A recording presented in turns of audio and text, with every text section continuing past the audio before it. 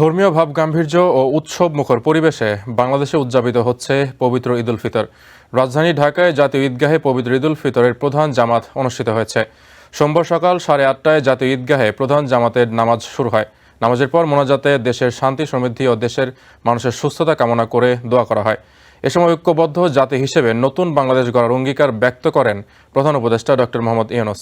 এদিকে জাতীয় মসজিদ বাইতুল মোকাররমে অনুষ্ঠিত হয় ঈদের 5টি জামাত।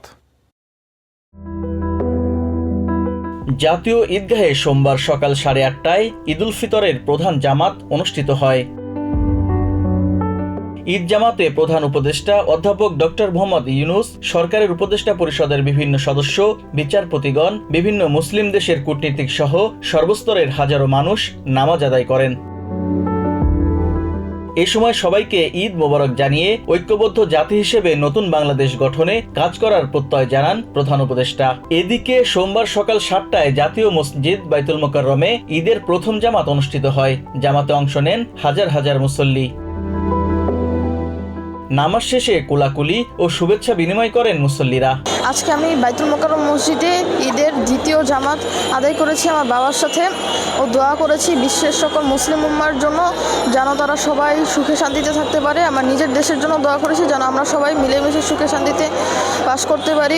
আজকের দিনটা আলহামদুলিল্লাহ ঈদের দিন, তো সবার সাথে এখানে একসাথে একত্রিত নামাজ পড়ে খুবই ভালো লাগতেছে। আর ঈদের দিন যদিও খুশি, তো এই খুশিটা আমি একটু বলতে চাচ্ছি যে একটু ভাটাক্রান্ত পড়ে গেছে, কারণ জানি না পরবর্তী বছর আগামী বছর রমজান মাসটা এবং ঈদটা সবার সাথে ভাগাভাগি করতে পারবো কিনা।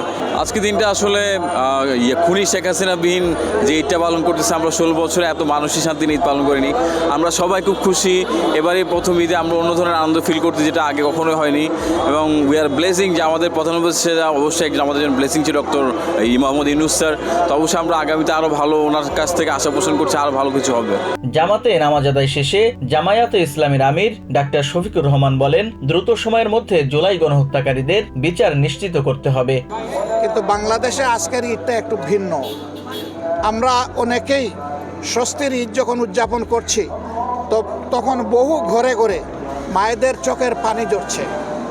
যারা খুনের দায়ে খুনি, তাদের বিচার অবশ্যই হতে হবে এবং খুনের যে বিচারটা দেখলে ভবিষ্যতে আর কোনো খুনি মানুষের জীবন নিয়ে কোনো সিনেমিনি খেলবে না, সেই রকম বিচার বাংলাদেশের জনগণ দেখতে চায়।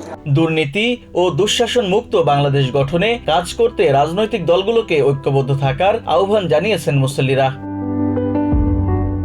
মুজাহিদুল ইসলাম, TVN 24, ঢাকা।